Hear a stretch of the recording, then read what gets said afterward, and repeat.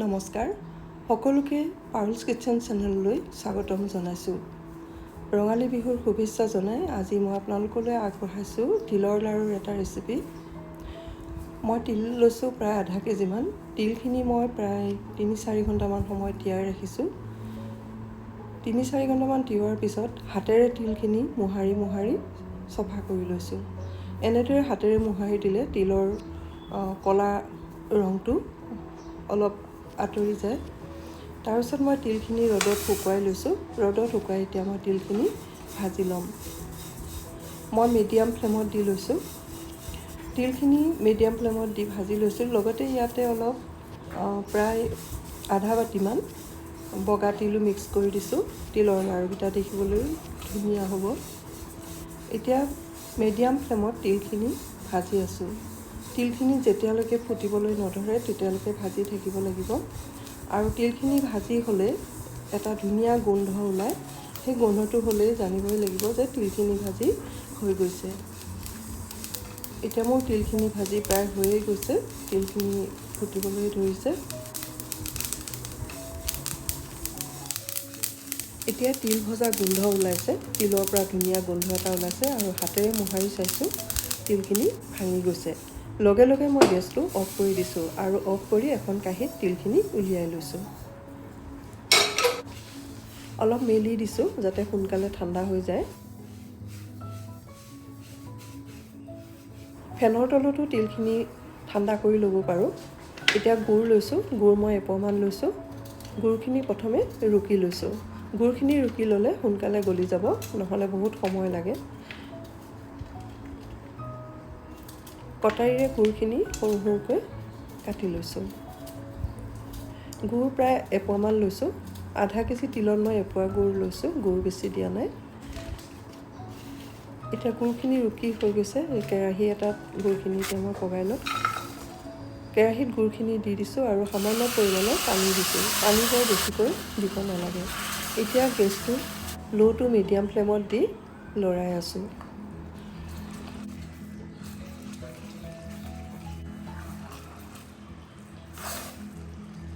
হেতাখনত গুড়খিনি লাগি ধৰিছে, গতিকে গুড়খিনি হৈছেই।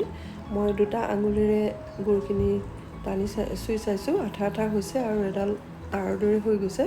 আৰু লগে লগে মই তিলখিনি ইয়াতে দি দিছোঁ। গেছটো অফ কৰিব নালাগে।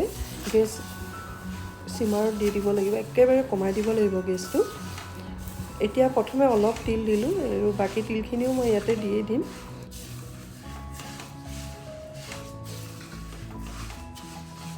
এতিয়া মই এইখিনি তিলো দি দিছোঁ, দি ভালদৰে মিক্স কৰি দিম।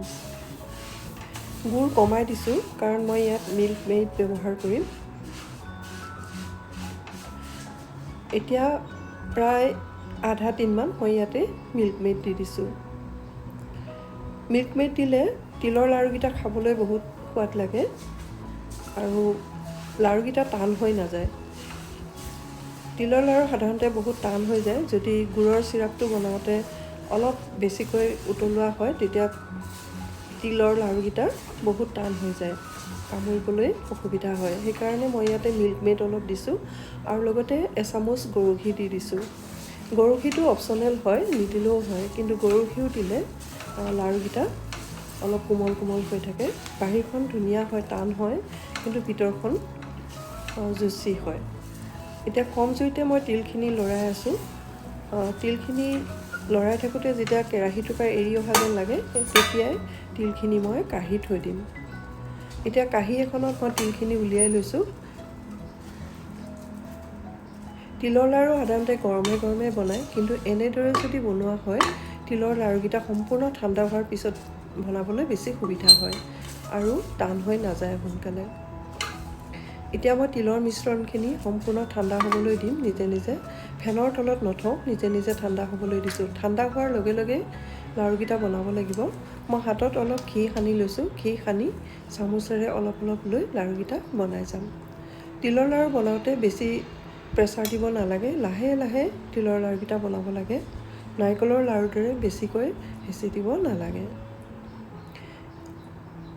তিলৰ মিশ্ৰণখিনি ঠাণ্ডা হোৱাৰ লগে লগে বনাব লাগিব। ঠাণ্ডা হোৱাৰ পিছত বেছি সময় ৰাখিলেও তিলৰ লাড়ুকেইটা টান হৈ যাব।